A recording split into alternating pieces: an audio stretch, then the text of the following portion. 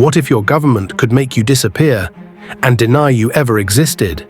In 1976, Argentina fell under the control of a military junta.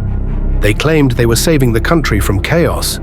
They called it the process of national reorganization, but behind that clean name was something far darker.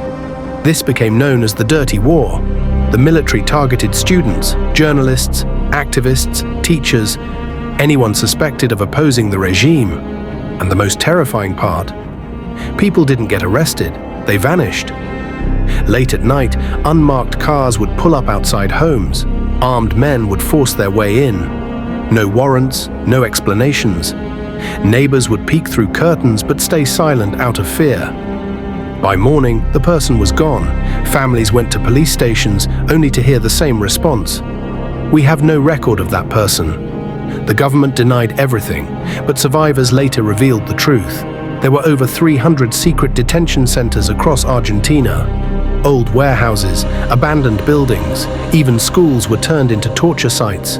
Prisoners were blindfolded, interrogated, and held in inhuman conditions. Many were never seen again. One of the most chilling methods became known as the death flights. Prisoners were reportedly drugged, loaded onto planes, and thrown into the ocean. The sea became a silent graveyard. The regime claimed these people were terrorists, but many were just young students with different political ideas. And here's where the conspiracy deepens. Argentina wasn't acting alone. Through something called Operation Condor, multiple South American dictatorships secretly cooperated. Chile, Uruguay, Paraguay, Brazil, they shared intelligence, tracked dissidents across borders, and eliminated targets together. It was an international network of repression. The world knew something was wrong, but Cold War politics complicated everything. Some foreign governments looked the other way because Argentina was seen as an ally against communism. Meanwhile, mothers in Buenos Aires refused to stay silent. Every Thursday, a small group of women gathered in the Plaza de Mayo. They wore white headscarves embroidered with the names of their missing children. They walked in circles, demanding answers. They became known as the Mothers of the Plaza de Mayo. At first, they were ignored, then threatened.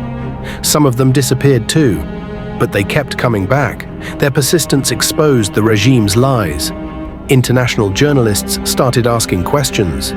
Human rights organizations began documenting cases. Evidence slowly surfaced. And then, in 1982, everything changed. Argentina's military government made a disastrous decision. They invaded the Falkland Islands, leading to war with the United Kingdom. The defeat shattered the junta's credibility. By 1983, democracy returned. Investigations began. Mass graves were discovered. Secret documents were uncovered. Former officers were put on trial. Argentina became one of the first countries in Latin America to prosecute its own military leaders for human rights crimes. The official number of disappeared people is around 30,000. 30,000 lives erased from public record. 30,000 families left with unanswered questions. To this day, forensic teams continue to identify remains using DNA. Grandmothers still search for grandchildren who were born in captivity and secretly adopted out to military families. The conspiracy wasn't just about killing people, it was about rewriting reality. It was about making fear so powerful that no one dared to speak. But history has a strange way of resurfacing. Documents hidden for decades were declassified, survivors testified, journalists published investigations, and the world learned what really happened behind closed doors. This wasn't just a crime, it was a system. A coordinated effort to silence a generation. And yet, the voices they tried to erase are now part of history forever. If stories like this matter to you, if exposing hidden truths matters to you, take a moment right now. Because remembering is powerful, and silence is dangerous. Like and subscribe for more.